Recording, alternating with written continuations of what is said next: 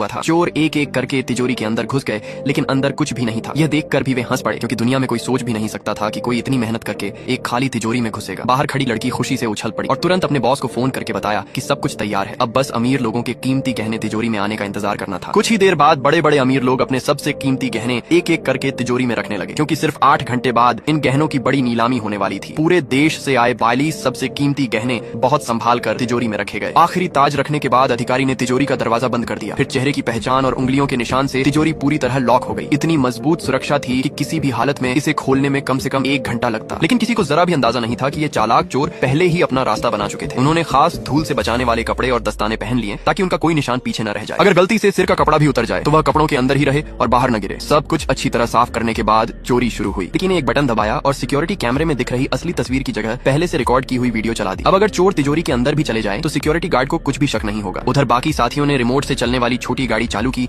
और पहले से खोदी गई मिट्टी की दीवार हटा दी। चोर उसी रास्ते से तिजोरी के पीछे वाले हिस्से में पहुंच गए। फिर उन्होंने सोने की छड़ की मदद से दरवाजे को पहले जैसा टिका दिया। अब तिजोरी पहले से बिल्कुल अलग थी। देश के 42 सबसे कीमती गहने उसके अंदर रखे जा चुके थे। बाहर अधिकारी अभी भी कागजों पर दस्तखत करने में लगे थे। उन्हें जरा भी पता नहीं था कि अंदर रखे करोड़ों के गहने कुछ ही मिनटों में गायब होने वाले हैं। बॉस ने साफ कहा था कि यह काम ऐसे होना चाहिए जैसे कोई भूत आया हो, न कोई आवाज न कोई सबूत। चोर बहुत सावधानी से एक एक गहना बैग में रखने लगे। नीलामी की सूची के हिसाब से उन्होंने हर गहना नंबर देख कर रखा ताकि एक भी चीज छूट न जाए। यहाँ रखा हर गहना करोड़ों का था, लेकिन चोरों ने सिर्फ 10 मिनट में पूरी तिजोरी खाली कर दी और उनके लिए गहने चुराना तो बस सबसे आसान काम था। अब सबसे बड़ी मुश्किल थी इतने कड़े पहरे के बीच इन गहनों को बाहर कैसे ले जाया जाए। नीलामी शुरू होने में सिर्फ 7 घंटे बचे थे। सुबह होने से पहले उन्हें अपने सारे निशान मिटाने थे। सबसे पहले उन्होंने वेल्डिंग मशीन से तिजोरी का पहले काटा हुआ दरवाजा फिर से जोड़ दिया। उसके बाद कटे हुए हिस्से पर दोबारा रंग कर दिया ताकि किसी को शक न हो। फिर उन्होंने वैक्यूम क्लीनर से सुरंग में बची हुई सारी मिट्टी अच्छी तरह साफ की। इसके बाद मिट्टी को वापस पहले जैसी जगह भर दिया और खास औजार से उसे पूरी तरह बंद कर दिया। फिर पानी डालकर सब कुछ पहले जैसा बना दिया। भूमिगत रास्ते की ईंटें भी एक एक करके अपनी जगह लगा दी गई। अब ऐसा लग रहा था जैसे वहाँ कभी कोई सुरंग बनी ही नहीं थी। चोरी में इस्तेमाल हुए सारे औजार वहीं छिपाकर छोड़ दिए गए ताकि किसी को उनका पता न चले। इतना बड़ा रास्ता उन्होंने अपने हाथों से बनाया था और उसी रास्ते से करोड़ों के गहने चुराए थे। काम पूरा होने के बाद सभी लोग आम पर्यटकों की तरह होटल लौट आए, लेकिन वे तुरंत भागे नहीं, बल्कि सुबह तक आराम से सोए जैसे कुछ हुआ ही ना हो, क्योंकि जितना कोई आम इंसान की तरह दिखता है उस पर उतना ही कम शक होता है। सुबह होने से पहले उन्होंने होटल में अपने सारे उंगलियों के निशान, बाल और बाकी सबूत भी साफ कर दिए। फिर कंप्यूटर से सारा डेटा मिटा दिया। उधर ओल्ड बाई गहनों को छिपाने में लगा था। उसने पहले गहनों को वैक्यूम बैग में रखा, सारी हवा निकाल दी और फिर उन्हें पहले से तैयार मछली के डिब्बों के अंदर छिपा दिया। ऊपर से ढक्कन बंद किया तो वे बिल्कुल असली खाने के डिब्बे जैसे लग रहे थे। अगली सुबह सभी लोग आम पर्यटकों की तरह पेरिस से निकल पड़े। चश्मा और दाशान बैग लेकर घूमने वाले यात्रियों का भेष बनाकर बस से निकल गए। पुलिस सोच भी नहीं सकती थी कि इतने बड़े चोर बस से भागेंगे। वहीं ओल्ड बाई और उसके 2 साथी एक छोटे परिवार का भेष बनाकर कार से स्पेन की ओर निकल पड़े। उन्हें पूरा भरोसा था कि उनकी योजना सफल होगी, लेकिन रास्ते में एक सुनसान जगह पर पुलिस की चेकिंग चल रही थी। वहाँ कई पुलिस वाले खड़े थे। यह देखकर एक साथी घबरा गया। उसने मछली का डिब्बा उठाया